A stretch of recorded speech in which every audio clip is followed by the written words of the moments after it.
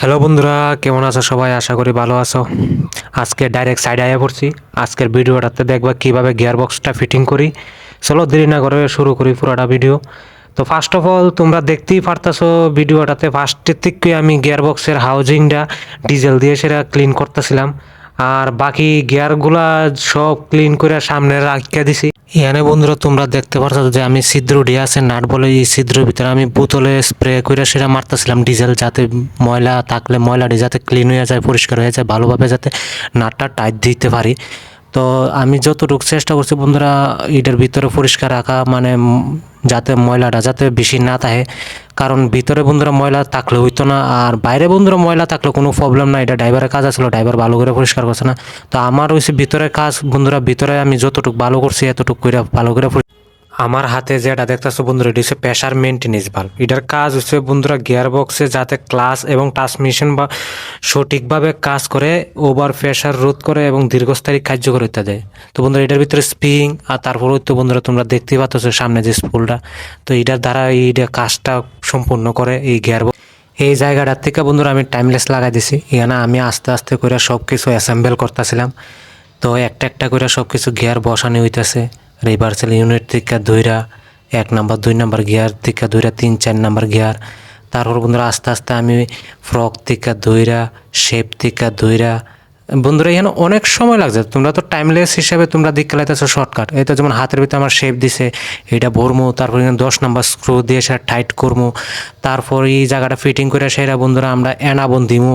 পুরাটা হাউজিংয়ের ভিতরে হয়তো পরিষ্কার করা হইতেছে। হাউজিংয়ের ভিতরে আমরা এনাবন দিয়ে তারপর কেসিংটা শেষ পর্যন্ত বন্ধুরা বয়েলেছিলাম এই জায়গাতে অ্যাসেম্বল করে। তারপর এখানে বন্ধুরা আমি সব নাট বলে একটা একটা করে টাইট করতেছিলাম। তো প্রায় মোটামুটি শেষের প্রতি, তো আমরা যে কাজের লিস্টের ভিতরে মাল দিছিলাম, তো ম্যানেজার অলরেডি মাল সব কিছু লয়ে গেছে। তোমরা দেখতেই পাচ্ছ হাতের ভিতরে চলনে কয়েলটা গাড়ির নিচে বন্ধুরা টলিডার নিয়ে সেটা পজিশন রাখছে যে আমরা গিয়ার বক্সটা উঠাবো। তো অন্য নজরে গেছে দেখি টলিটা ভাঙা। তো আবার উঠালামা করো রে, এই কারণে বন্ধুরা গাড়ির নিচেই তোমার টলিডারে ওয়েল্ডিং করে সে আবার জোড়া দিতেছে, যাতে আমরা গিয়ার বক্সটা উঠাইতে আবার সমস্যা না হয়। বন্ধুরা ওয়েল্ডিং করতেছিল যখন, তখন তো হঠাৎ করে সেটা উঠাইলে হইতো না, ঠান্ডা হইতে লাগবো। তো আমরা ভাবছিলাম যে কোনো ঠান্ডা হোক, আমরা গিয়ে সেটা হোটেলতে খাইয়া টাইয়া আইয়া সেটা ভাবছিলাম বন্ধুরা আমরা আস্তে আস্তে গিয়ার বক্সটা উঠাবো। তখন ওই বন্ধুরা যে বৃষ্টি লামছে, বৃষ্টির কারণে তো এত দেরি হয়েছে, তো কইয়া লাভই নাই। বৃষ্টি আইসে বন্ধুরা, এটা তো বড় কথা না, মাটির ভিতরে পুরো জল লেগে গেছে। তো আমরা তো গিয়ার বক্সটা উঠে তুলে ঘুমাইয়া সেটা গিয়ার বক্স ফিটিং করতে লাগতো, কেমনে করবো এই চিন্তাধারা লাগে গেছিল তখন। অবশেষে বন্ধুরা সহ্য হইতেছিল না, বইতে বইতে আর ভালোই লাগতেছে না। তখন আমরা ওগুলো মাথা খারাপ হয়েছে পরে, তখন কইতেছে যে না কোনে ভিজা মারি, তো ভিজা মারিতে গিয়ে লাগাবো। তখন একটা ঘরের ভিতরে শর্ট পাইছিলাম, তো শর্টটা বিষয়ে মানে কাপড় বিষয়ে যাই হোক চেষ্টা করতেছিলাম সবটা গিয়ার বক্স আস্তে আস্তে ফিটিং করা। বন্ধুরা এটা হচ্ছে ভারী কাজ, এটা সবসময় আস্তে ধীরে সুস্থিরে কাজ করতে লাগে। তো বেশি তাড়াহুড়া করলে হয়তো না, এমন আর কি। তো আস্তে আস্তে করে সব কিছুই ভরতেছিলাম নিয়ে। তো এই জায়গা বন্ধুরা আমরা টিসের ভিতরে নিয়ে সেটা পজিশনে নিয়ে রাখছি। তো অনেক ঢাকাঢুকি করতেছে, সব কিছু আমি মিলাই দিতেছে, হইতেছে না। রঞ্জিত দারে কইছিলাম যে তুমি ফা দিয়ে সেটা ঢাকা দাও, তো রঞ্জিত দা ওই জায়গার ভিতরে দিয়ে সেটা মিলাইতেছিল না, মানে ফাটতেছিল না। তো আমি গেছি বন্ধুরা। তো একটাই কথা কই, যে সময় গিয়ার বক্স ডুবাইতে লাগে তোমার ফা দিয়ে বন্ধুরা ধাক্কা দিতে লাগে। আর যেদিন বন্ধুরা প্রবলেম দিব ওই দিন খালি প্রবলেমও দিব, এত সহজে জীবনে গিয়ার বক্সটা ঢুকতো না। তো একটাই কথা কয় না, কথা তো এই কথাটা মনে তোমরা শুনছো যে ফিডার মানুষ ফিডা না খাইলে হয় না। তো এরকম আর কি বন্ধুরা, ফা দিয়ে ধাক্কা না দিলে বন্ধুরা গিয়ার বক্সও জায়গা যায় না। তো অনেক চেষ্টা করে সে আরো মাটিটা ভিজায়, এই কারণে অনেক কষ্ট হয়েছে গিয়ার বক্সটা পজিশনে নিতে। এই জায়গাতে বন্ধুরা টলিটা নিয়েছিলাম, সেটা আমার ফা দিয়ে সেটা ঘুরাইতে লাগতেছিল, নাট বোল্টটা সেদাটা মিলানে লাগে। তো নাট বল এখানে দেখতেই পারতেছো যে রঞ্জিতের টাইট দিতেছে। তো অবশেষে বন্ধুরা গিয়ার বক্সটা ফিটিং হইছে।